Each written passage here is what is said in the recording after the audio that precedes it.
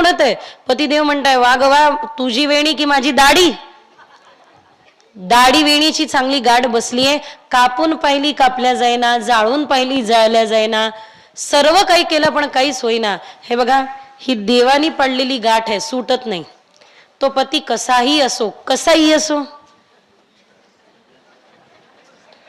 गाठ सुटत नाही. काही जणांना कळलं, काही जणांना कळलंच नाही. परत सांगते, ते पती कसाही असो, कसाही असो, तरीही बिचारी वड सावित्रीच्या दिवशी जाते वडाला आणि म्हणते, वडा मला पाव हाच दे 7 जन्मी.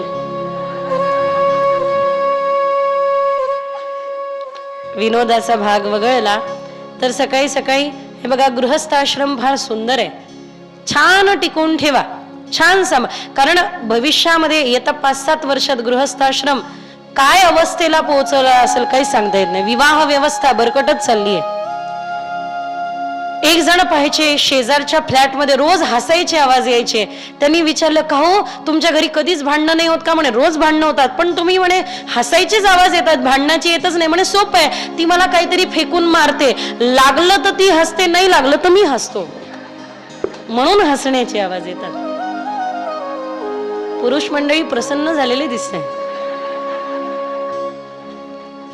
आनंदी गृहस्थाश्रम सार्थक करण्यासाठी हा फार सुंदर एक मंत्र आहे, तो जपा.